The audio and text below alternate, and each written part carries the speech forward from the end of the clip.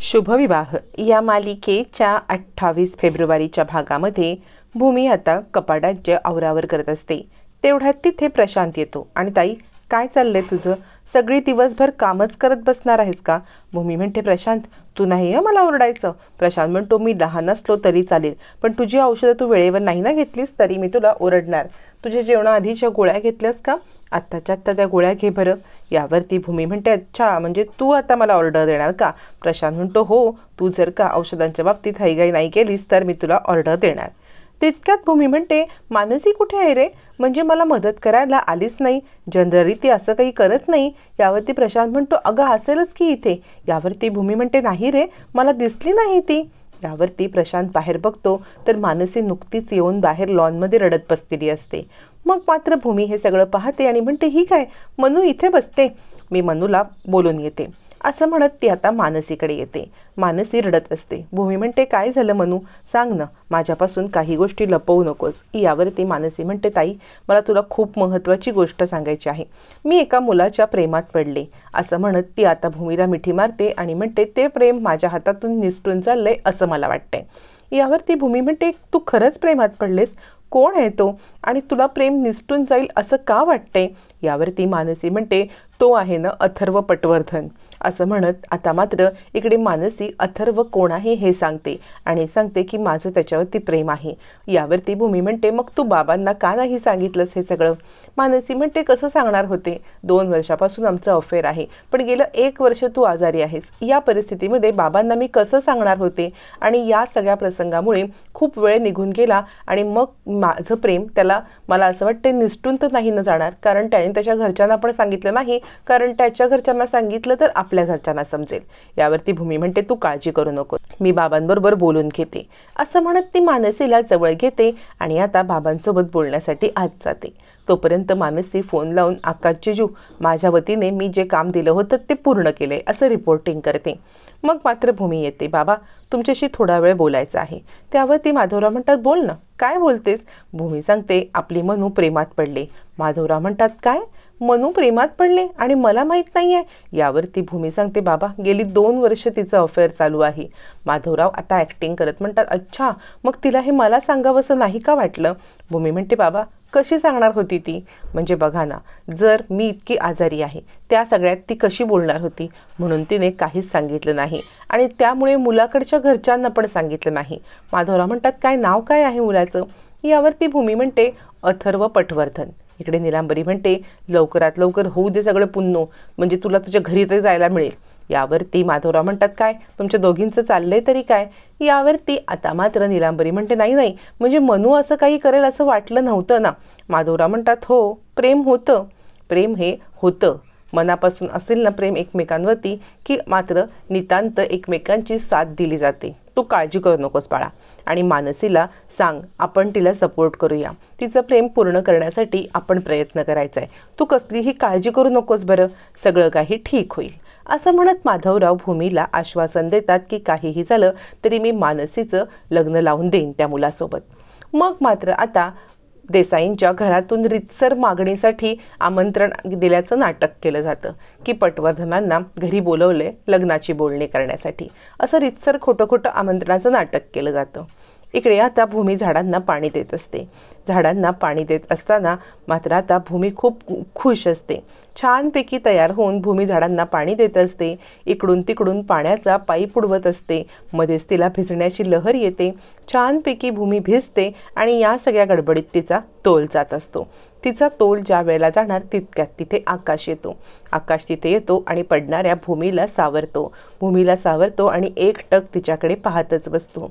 भूमीसुद्धा बराच वेळ आकाशकडे पाहत बसते.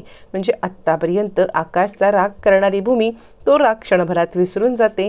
काहीतरी ओळखीच्या आठवणी मनात जाग्या होतात आणि ती आता आकाशकडे पाहतच बसते. दोघंजणं एकमेकांच्या मिठीमध्ये बराच वेळ असतात, एकमेकांच्या मिठीमध्ये हरवून जातात. आकाश तर भूमीच्या जवळ येण्यासाठी आसुसलेला असतो. आता भूमीच्या जवळ येताच तो तिला सावरतो, तिला मिठीत घेऊन एकटक पाहत बसतो. दोघांची नजरानजर होते. थोड्या वेळाने भूमी भानावरती येते आणि म्हणते काय करतोयस काय तू? यावरती आकाश म्हणतो काय करणार, तू पडत होतीस, तुला आधार देतोय. भूमी सांगते मला कोणाच्याही आधाराची बिलकुल गरज नाही आहे, तुझा आधार मला नको आहे, सोड सोड. असं म्हणत भूमी आकाशला आपल्याला सोडायला सांगते आणि आकाश भूमीला सोडणार तर पुन्हा खाली झालेल्या चिखलावरून तिचा पाय घसरतो, ती खाली पडायला लागते. आकाश तिला पुन्हा सावरतो आणि मग म्हणतो बघितलंस, तुला आधाराची गरज आहे आणि तोच आधार मी देतोय. भूमी म्हणते तू आणि इथे तू माझा पाठलाग करत इथे आलायस ना? म्हणजे हॉस्पिटलमध्ये तुझी नाटकं सगळी मी पाहिली, तिथेसुद्धा तुला मी वॉर्निंग दिली होती की माझ्या पुढे मागे करू नकोस. तर आता नवीन कारण शोधलंस का? म्हणजे हे कारण शोधलंस का माझ्या पुढे मागे करण्यासाठी, मला भुलवण्यासाठी आता तू हे करायला लागलायस? माझा पाठलाग करतोयस, माझा पत्ता शोधत इथपर्यंत आलास, थांब. आत्ताच्या आत्ता मी पोलिसांना कॉल करते, पोलिसांना कॉल करून तुला ना पोलिसांच्या ताब्यातच देते.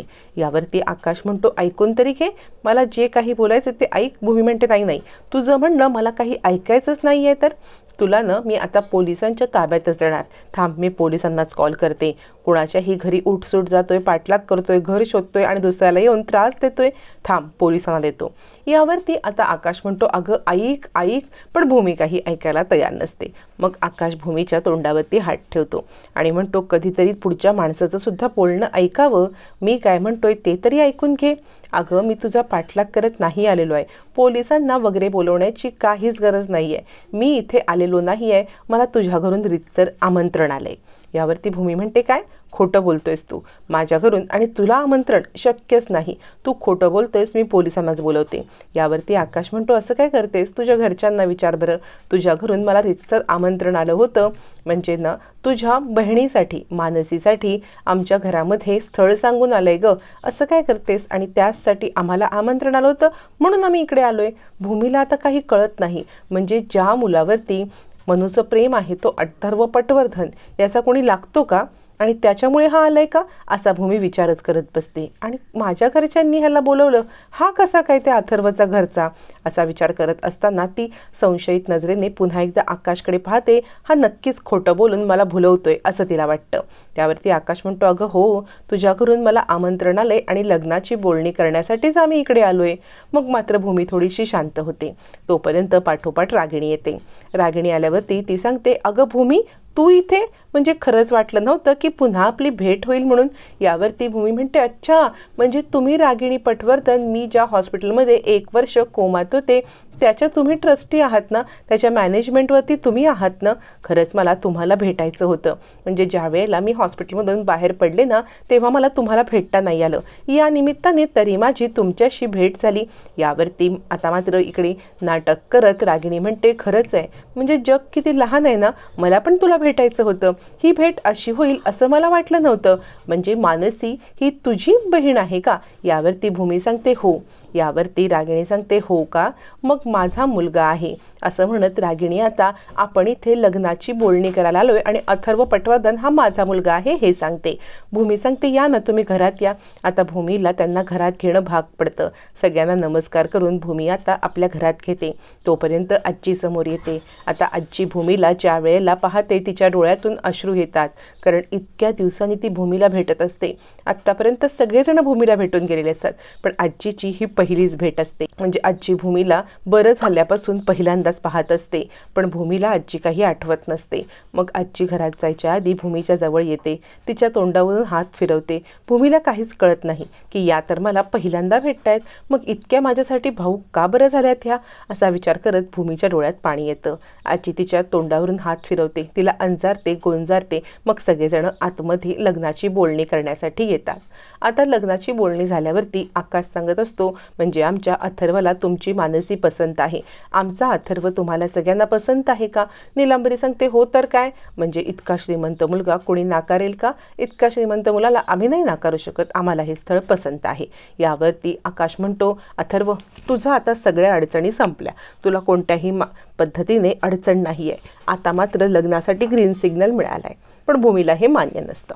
भूमी सांगते 1 मिनिट, ज्या घरामध्ये तुझ्यासारखा मोठा भाऊ असेल ना त्या घरात मला माझ्या मनूला द्यायचंच नाही आहे. कारण लग्न हे फक्त दोन जीवांचं मिलन नसतं, तर ते कुटुंबातील प्रत्येक माणसासोबत झालेलं असतं.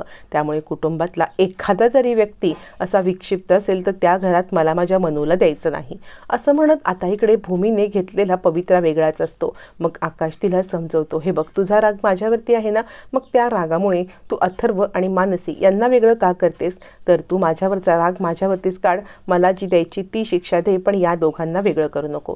आता भूमी आकाशला काय शिक्षा देणार, मानसी अथर्व कसे जवळ येणार हे पाहणं रंजक ठरणार.